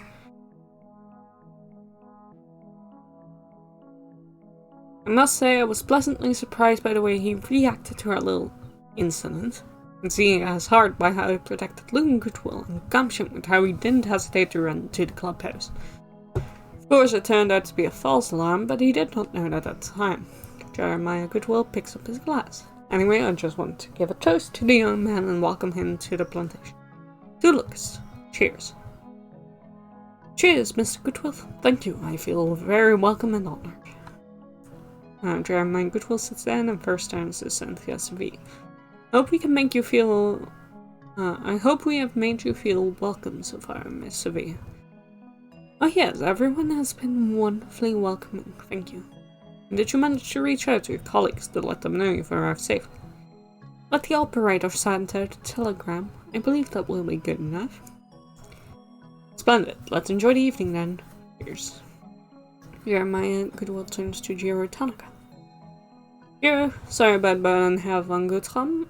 Don't feel obliged to help them in their hair-blown schemes next time. They can be quite persistent and persuasive.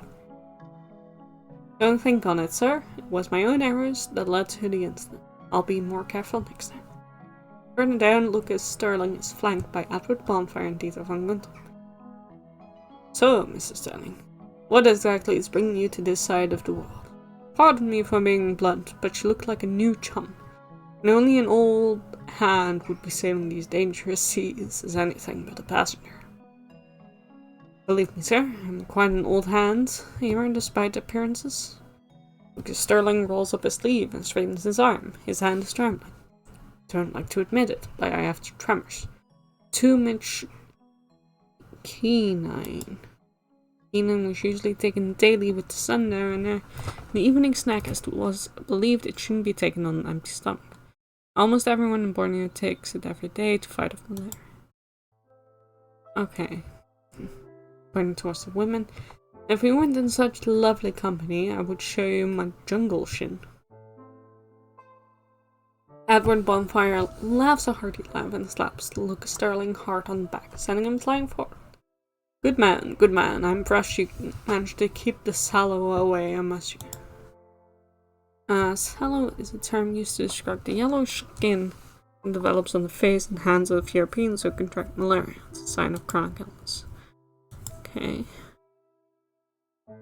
Well, for lack of trying, I've faced malaria quite a lot. I've just been lucky. Either that or my liver is made of steel. Edward Bonfire laughs again. No such luck here. My liver is destroyed. Tidagapa is life. Tidagapa is Malay for it doesn't matter. Or glossaries. Oh yeah. Wasn't naming myself, you know.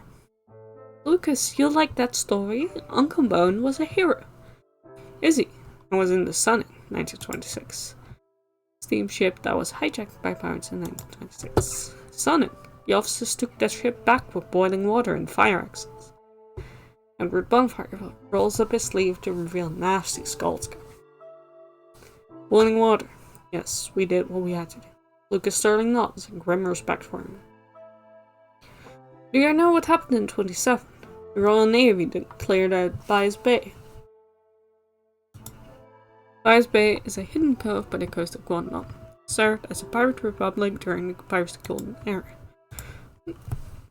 Most of the fishermen, whether guilty of piracy or not, were massacred in the area. I was but a midshipman on the HMS Hermes. It was my first posting. Heard about the 27 operation. That must have been a sight. Lucas, you're a hero too. I knew it. Am I too asexual to understand, Loon? Am I too... Is this me? Is this... Are people like this?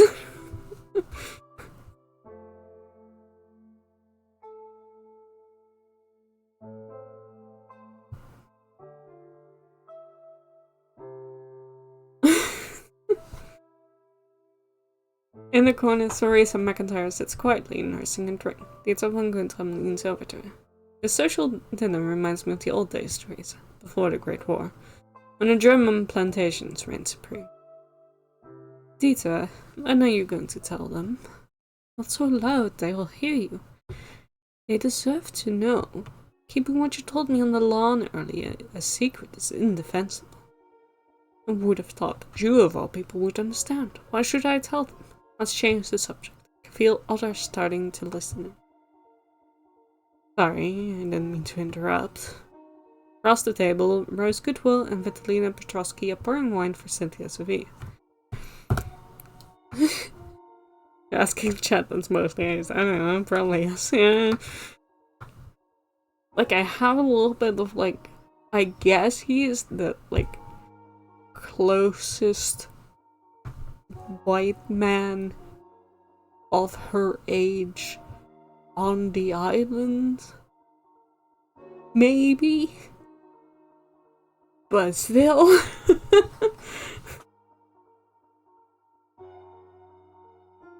Drink, darling. It will help you relax. The spirits cannot speak if the vessel's tense.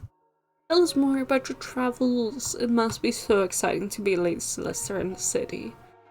Oh, it's mostly paperwork, but the journey here from Zandakan was eventful. I'm sorry to interrupt, Miss Sophia. Did you say you came all the way from Zandakan? Why yes, on the straight steamship. Sailed 20 hours from Zandakan to Tawau, past the pirate-infested waters of the Sulu Sea. For a lady, that's remarkably intrepid, or positively foolhardy. Cynthia Sophia blushes under his critique. I was under Jeremiah's protection, naturally. His legal affairs required my attention, and I consider it merely a matter of duty. I've visited Zandakan with father on several occasions. It's a grand place. Never seen such a spectacle of a harbour. With all due respect, Zandakan wears a very different face depending on whether one frequents the governor's cell or not. They say it boasts more millionaires than any city on earth, but the gilding is quite thin. It's a great deal squalor once you leave the cliffside bungalows. Lucas is correct, though. I shouldn't change a thing. I should never have met my intended otherwise. Your intended? You're spoken for now. Yes, I'm due to be married when I return to the city. I've only been away 48 hours, and I confess I miss him dreadfully. Rose Goodwill turns to Vitalina Petrovsky and smiles. I'll drink to that. To the lovers. And suddenly something happens. And something happens suddenly. Loud crash and gasps as someone new enters. The aura is very strong, but also very dark. I do not know them. Who is it? Ooh, mysteries. Also, I guess we have on the lawn. It's on a croquet lawn, probably. Impeccably manicured lawn with a croquet in. We'd have that, because that's probably. We know Theresa met with someone. So probably with Dita on the croquet lawn that time. Someone new. Ooh. Dieter von Guntram is crossing the guard, a bottle of cornbrands in his hand. From the front. Dieter, wait, do you want a sundowner? No, thank you, Teresa. Bode and Giro are waiting for me at the clubhouse. Please, Dieter, I just need a friend to talk to. Can I just accompany you on the way? And switch the timeline view from rooms to guests with the slider and stuff. Yeah, I figured that out. But I like the timeline. It makes sense to my brain more. Can I just accompany you on the way? Of course, my dear, you know I always have time for you. Jeremiah's frantic about the pearls. No one wants to touch them in their current states. I know I act like I don't care, but we lose the plantation. Pizza von Guntram laughs. Jerry and Bowen are idiots. Both of them. This rat swirl would never have happened in our oyster farms back home before the war. What do you mean? Do you know something? I'm not helping them, and neither should you. Not after what he did to you. Why would you help them? But they're your friends. Friends? What kind of friends are they to me, really? They only tolerate me, but I know what they say behind my back. There's no love lost between them and the Germans. Wouldn't be surprised if they thought I was a Nazi, despite everything we've been through just because of my heritage. To hell with them. Just tell me, for old time's sake, please. It's not a curse, Teresa. That's all I say. Need to tell them how to fix it. You're a good man. Don't be so petty. Back to the veranda, resumes his walk to the clubhouse. Good.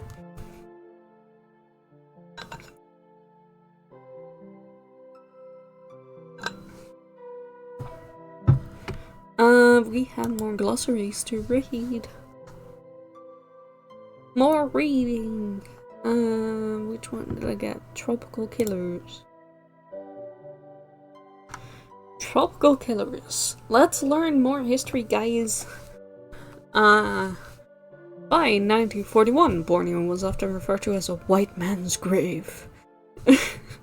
So dramatic.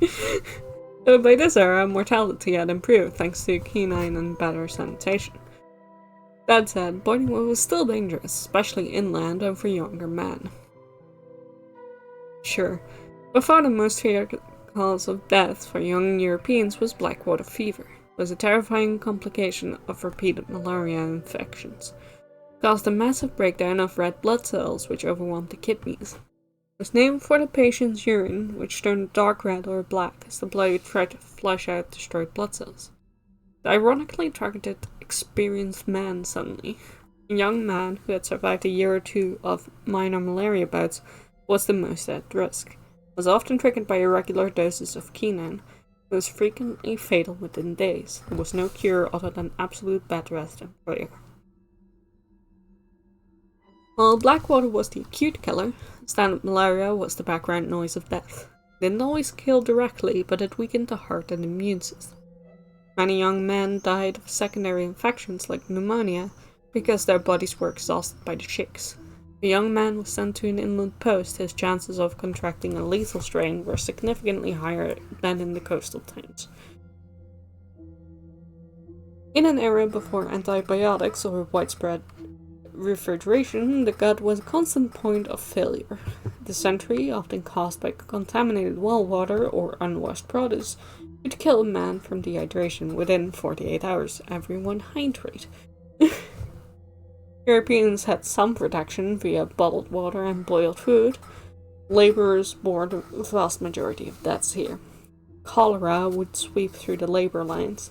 Because young men often lived in communal quarters, they were highly exposed. In Borneo's 90% humidity, even a tiny scratch from a thorn or an insect bite could turn lethal. A small cut would become a tropical ulcer. Without antibiotics, if the infection reached the bone or the bloodstream, the only options were amputation or death. It was a common reason for young assistants being invalided home, but for those in remote outstations, it often led to a slow, painful death.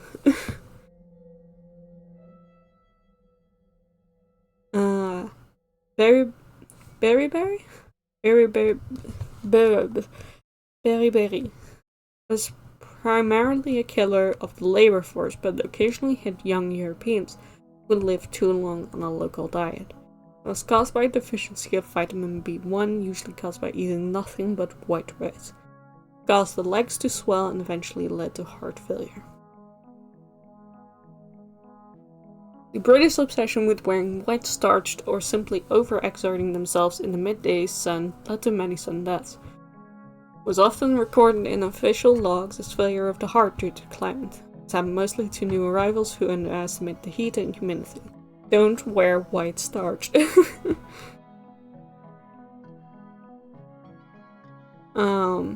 had a job in Borneo by 1941, and a young man had to pass a rigorous medical board in London or Amsterdam. If you were thin-blooded or had a weak chest, you were rejected. Those who went were the fittest, yet the local cemetery records from towns like Sandakan are filled with headstones for men in their early 20s, often with the simple epithet, died of fever. Ooh, okay.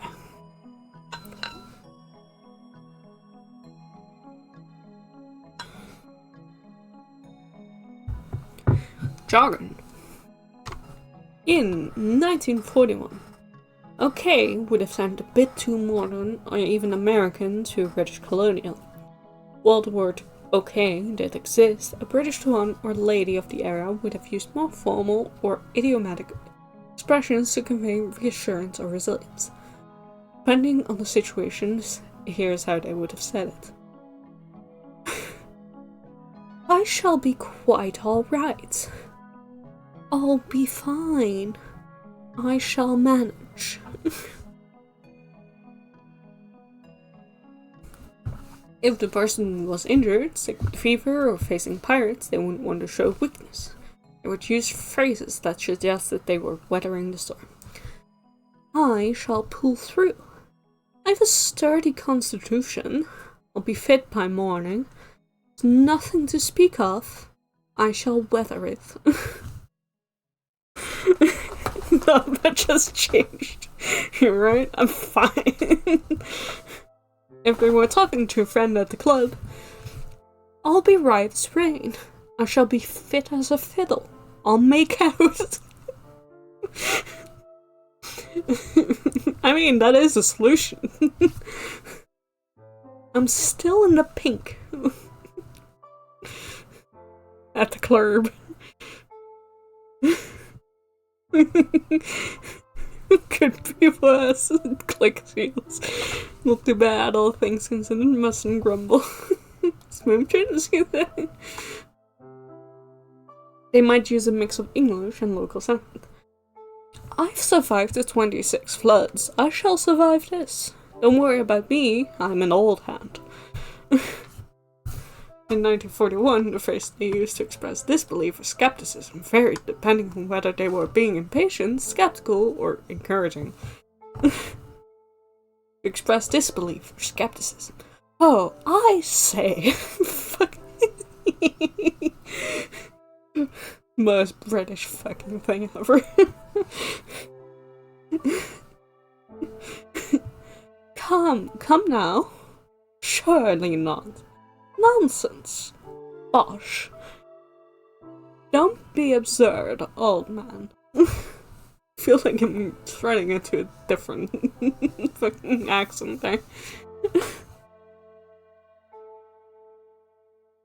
26 floods. Captain Hastings of it all.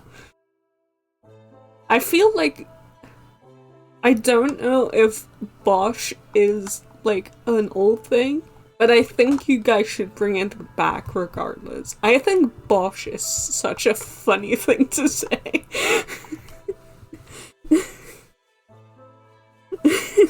Did they steal your vocabulary? To express impatience or frustration. Steady on. To get a move on. Dash it all. Confound it. Really now. Hang it. To encourage someone. Do be a sport. Don't be a killjoy. Be a prick. Don't be so stodgy. To dismiss an excuse. All of those can be abbreviated to fuck's sake. To dismiss an excuse. That's a bit thin, isn't it? Tell that to the Marines. Why the Marines? Stuff and nonsense. The Tuan was among other men in the club. Language would get a bit more colourful. Bloody nuisance. Blast it. Bugger it. Language. Tell what to the Marines? That. Someone was trying to avoid proper swearing. They used minced versions of religious oaths. Drat. Botheration. Okay. I take back what I said about Bosh. I think you guys should bring botheration back.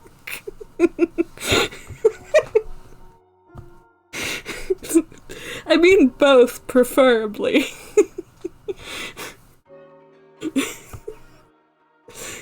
Good grief, or good heavens, as Scott reviews. 1941, the British often peppered their speech with Malay words as exclamations of frustration. Tidak apa, it doesn't matter, ayo, or alamak, oh my goodness.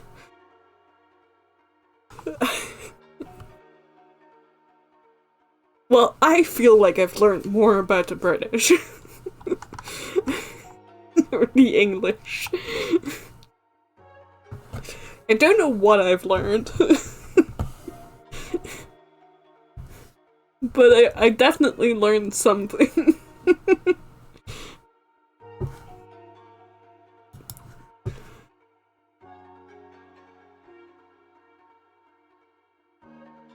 The essentials.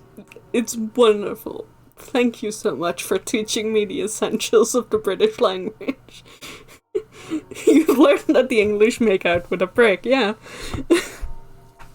The new wrinkle in the brain, yeah. I think I'm gonna call it there for today. Cause my throat is getting a bit rough from heat and talking a lot. But we uncovered a bunch more. Look at that. We've made it past 7. We only have so much more to go.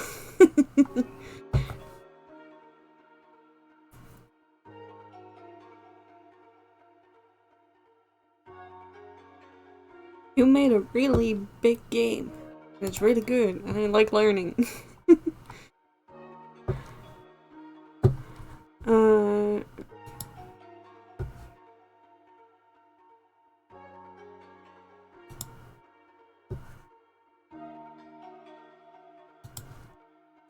Right. Do that sometime. Anyway. Right. That was more of the Red Pearls of Borneo. Thank you very much to Bush Monkey for making this game. It's really good. I'm having a lot of fun figuring it out. Thank you for teaching me. About opium. Still got a long way to go. Enjoy. Yeah, I'm looking forward to it. Yeah, good luck with the demo and the game and such. If it has anything near the work that this one clearly has put into it, I think it will be very good and very fun. Polite British applause. Bosh.